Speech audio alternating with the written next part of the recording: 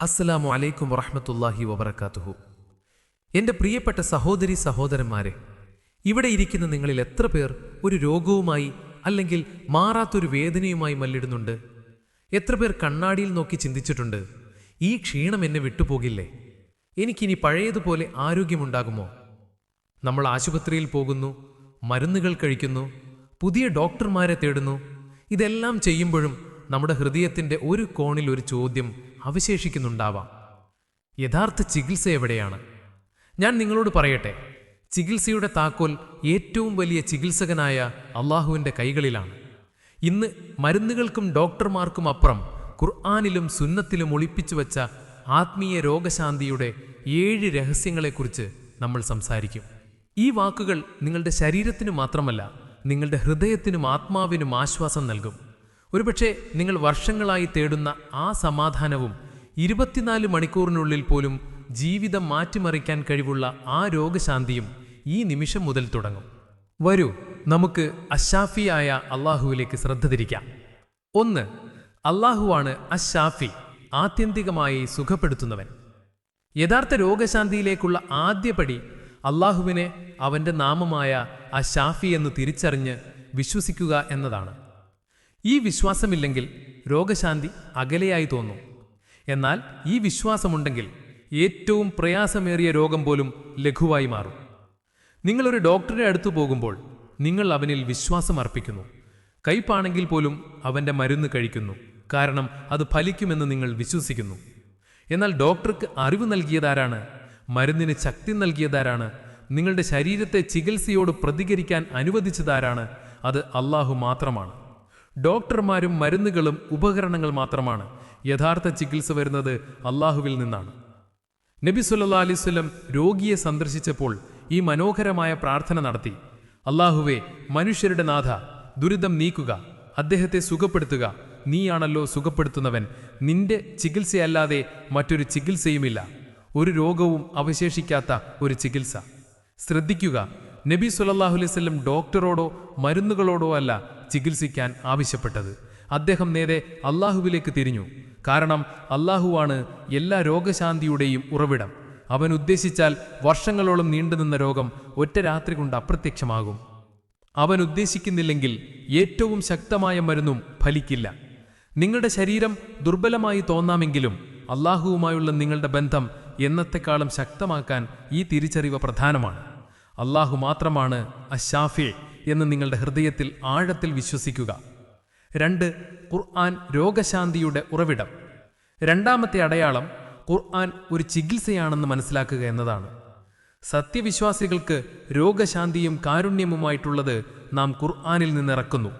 സൂറത്തുൽ ഇസ്രായിൽ ഇങ്ങനെ കാണാം: ഖുർആൻ ആത്മാവിനുള്ള മാർഗനിർദ്ദേശം മാത്രമല്ല, അത് ശരീരത്തിനും മനസ്സിനുമുള്ള ഔഷധമാണ്. യഥാർത്ഥ വിശ്വാസത്തോടെ പാരായണം ചെയ്താൽ അത് സങ്കടം, ഉത്കണ്ഠ, ഭയം, അതുപോലെ ശാരീരിക രോഗങ്ങൾ എന്നിവയെ സുഖപ്പെടുത്തും. ഒരാൾ സൂറത്തുൽ ഫാത്തിഹ രോഗിക്ക് വേണ്ടി ഓതുമ്പോൾ പണ്ഡിതന്മാർ അതിന് ഏറ്റവും വലിയ റുക്കിയ എന്ന് വിളിച്ചിട്ടുണ്ട്. എന്തുകൊണ്ട്? കാരണം അത് അടിമയും അവൻ്റെ നാഥനും തമ്മിലുള്ള സംഭാഷണമാണ്. ഓരോ വാക്യത്തിലും പ്രതീക്ഷയും രോഗശാന്തിയും പ്രകാശവും അടങ്ങിയിട്ടുണ്ട്.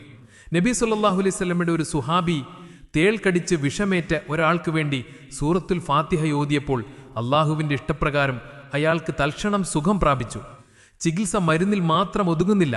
ഇത് കാണിക്കുന്നു അള്ളാഹുവിൻ്റെ വചനങ്ങളിലൂടെയും രോഗശാന്തി വരാം. നിങ്ങൾക്ക് രോഗമുണ്ടെങ്കിൽ ഖുർആനെ അവഗണിക്കരുത്. അത് വായിക്കുക, ശ്രദ്ധിക്കുക, അതിൻ്റെ വാക്കുകൾ നിങ്ങളുടെ ഹൃദയത്തിൽ പ്രവേശിക്കാൻ അനുവദിക്കുക. ചിലപ്പോൾ ഒരാത്മാർത്ഥമായ പാരായണം, കണ്ണുനീരോടെയുള്ള ഒരു രാത്രിയിലെ ഖുർആൻ പാരായണം മരുന്നിന് കഴിയാത്തത് സുഖപ്പെടുത്തും. 3. പ്രാർത്ഥനയുടെ, ദുആയുടെ ശക്തി. രോഗശാന്തിയുടെ മൂന്നാമത്തെ അടയാളം ദുആയുടെ ശക്തിയാണ്. നബി സല്ലല്ലാഹു അലൈഹി വസല്ലം പറഞ്ഞു: ദുആ വിശ്വാസിയുടെ ആയുധമാണ്. നമ്മൾ പലപ്പോഴും ദുആയെ നിസാരമായി കാണുന്നു. അത് വെറും വാക്കുകൾ മാത്രമാണെന്ന് കരുതുന്നു. എന്നാൽ യാഥാർത്ഥ്യത്തിൽ അത് ആകാശഭൂമികളുടെ നാഥനായ അള്ളാഹുവുമായുള്ള നേരിട്ടുള്ള ആശയവിനിമയമാണ്. ചിലപ്പോൾ ചികിത്സ ഗുളികകളിൽ നിന്നോ കുത്തിവെപ്പുകളിൽ നിന്നോ ശസ്ത്രക്രിയകളിൽ നിന്നോ ലഭിക്കില്ല. മറിച്ച് രാത്രിയുടെ അവസാന ഭാഗത്ത് മന്ത്രിച്ച ഒറ്റപ്പെട്ട ഒരു ദുആയിൽ നിന്നായിരിക്കും. സുജൂദിൽ വീഴുന്ന ഒരു തുള്ളി കണ്ണുനീരിന് ലോകത്തിലെ ഒരു ആശുപത്രിക്കും നൽകാൻ കഴിയാത്ത രോഗശാന്തിയുടെ വാതിലുകൾ തുറക്കാൻ കഴിയും. രോഗശാന്തിക്ക് വേണ്ടിയുള്ള ചില പ്രവാചക പ്രാർത്ഥനകളുണ്ട്. അതിലൊന്ന്, മനുഷ്യരുടെ രക്ഷിതാവായ അല്ലാഹുവേ, ദോഷം നീക്കേണമേ, നീ സുഖപ്പെടുത്തേണമേ, നീ അല്ലാതെ സുഖപ്പെടുത്തുന്നവനില്ല, ഒരു രോഗവും ബാക്കി വയ്ക്കാത്ത നിന്റെ ചികിത്സ കൊണ്ട് സുഖപ്പെടുത്തേണമേ. പ്രായത്തിൽ വിനയം വർദ്ധിക്കുന്നു.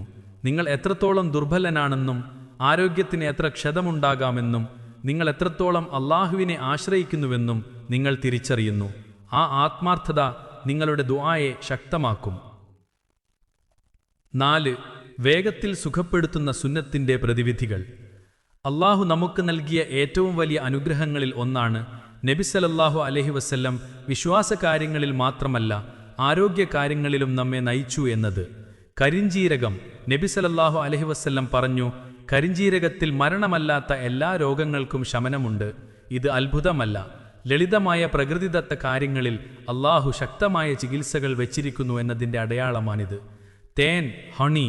അല്ലാഹു ഖുർആനിൽ തേനിനെക്കുറിച്ച് പറയുന്നു, അതിൻ്റെ ഉള്ളിൽ നിന്ന് വ്യത്യസ്ത വർണ്ണങ്ങളിലുള്ള ഒരു പാനീയം പുറത്തുവരുന്നു, അതിൽ മനുഷ്യർക്ക് രോഗശമനമുണ്ട്. സൂറത്തുന്നഹൽ.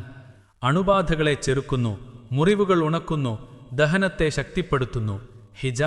ഹിജാമ കപ്പിംഗ് തെറാപ്പി. നബി സല്ലല്ലാഹു അലൈഹി വസല്ലം പറഞ്ഞു, നിങ്ങൾക്കുള്ള ചികിത്സകളിൽ ഏറ്റവും ഉത്തമം കൊമ്പുവെക്കലാണ് അഥവാ ഹിജാമയാണ്. ബുഖാരി. ഇത് ദോഷകരമായ വിഷവസ്തുക്കളെ നീക്കം ചെയ്യുന്നു, രക്തയോട്ടം മെച്ചപ്പെടുത്തുന്നു, വേദന കുറയ്ക്കുന്നു. Olive oil. നബി സല്ലല്ലാഹു അലൈഹി വസല്ലം പറഞ്ഞു, ഒലിവ് ഓയിൽ കഴിക്കുകയും അത് ഉപയോഗിച്ച് തടവുകയും ചെയ്യുക, കാരണം അത് അനുഗ്രഹീതമായ ഒരു വൃക്ഷത്തിൽ നിന്നുള്ളതാണ്. തിർമിദി. വീക്കം കുറയ്ക്കുകയും ഹൃദയത്തെ സംരക്ഷിക്കുകയും ശരീരത്തെ ശക്തിപ്പെടുത്തുകയും ചെയ്യുന്നു. ഈ പ്രതിവിധികൾ വിശ്വാസവുമായി ചേരുമ്പോൾ ഏറ്റവും മികച്ച ഫലം നൽകുന്നു.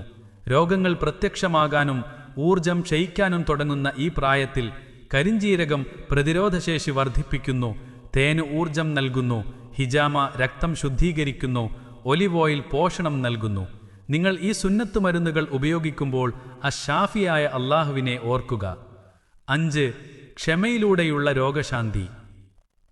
ഇസ്ലാമിൽ രോഗശാന്തിക്കുള്ള ഏറ്റവും വലിയ താക്കോലുകളിൽ ഒന്നാണ് സ്വബർ, ക്ഷമ. ക്ഷമ എന്നാൽ ഒന്നും ചെയ്യാതെ വെറുതെ ഇരിക്കുക എന്നല്ല, അത് സജീവമായ ഒരു ശക്തിയാണ്. അല്ലാഹുവിൽ ആഴത്തിലുള്ള വിശ്വാസമാണ്. ഏറ്റവും പ്രയാസകരമായ സമയങ്ങളിൽ ഹൃദയത്തെ സംരക്ഷിക്കുന്ന ഒരു പരിചയാണ്.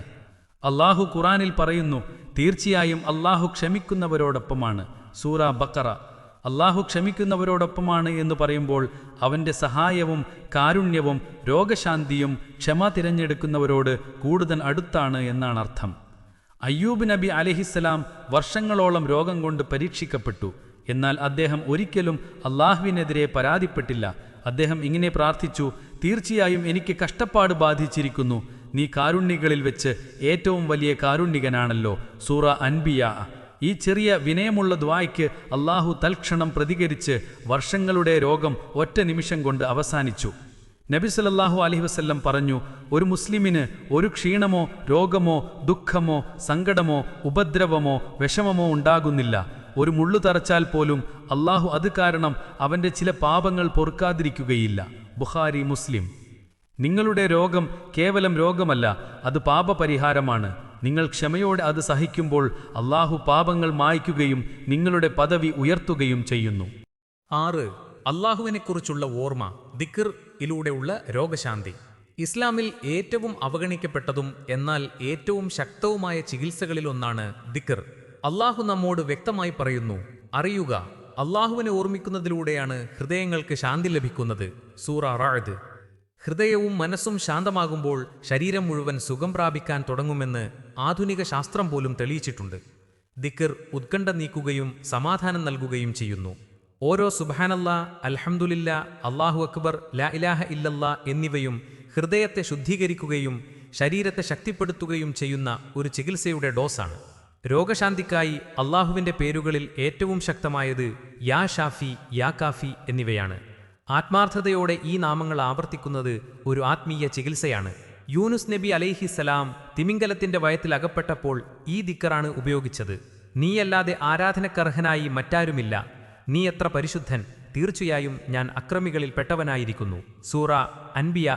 ദിക്റിനെ അദ്ദേഹത്തെ തിമിംഗലത്തിന്റെ വയറ്റിൽ നിന്ന് രക്ഷിക്കാൻ സാധിക്കുമെങ്കിൽ രോഗത്തിന്റെ തടവറയിൽ നിന്നും നമ്മെയും രക്ഷിക്കാൻ കഴിയും. 7. കീഴടങ്ങലും തവക്കുലും. അള്ളാഹുവിന്റെ പദ്ധതിയിൽ വിശ്വസിക്കുക.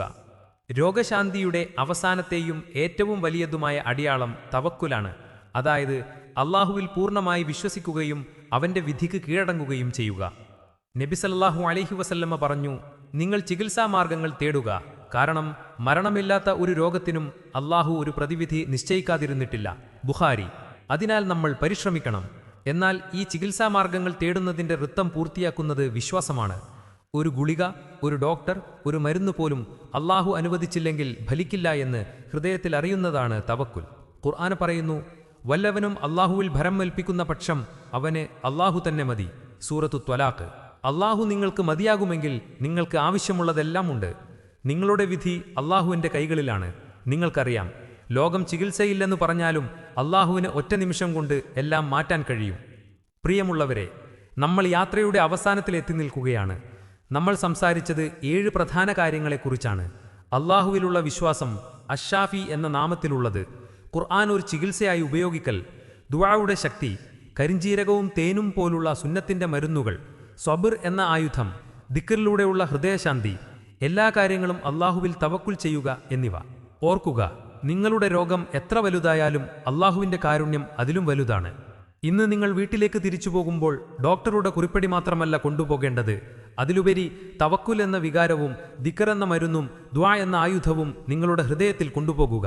നിങ്ങളുടെ പ്രായം 40 കഴിഞ്ഞിരിക്കാം. നിങ്ങൾക്ക് വേദനയുണ്ടാകാം. പക്ഷേ നിരാശപ്പെടരുത്. ഒരു നിമിഷത്തെ ആത്മാർത്ഥമായ പ്രാർത്ഥന മതി അള്ളാഹുവിന് നിങ്ങളുടെ എല്ലാ ദുരിതങ്ങളെയും നീക്കാൻ. നിങ്ങൾ ചെയ്യേണ്ടത് ഇത്രമാത്രം: എല്ലാ പരിശ്രമങ്ങൾക്കും ശേഷം നിങ്ങളുടെ ഭാരം അഷ്ഷാഫിയായ അള്ളാഹുവിൻ്റെ കൈകളിൽ വയ്ക്കുക. അവൻ്റെ വിധിക്ക് കീഴടങ്ങുക.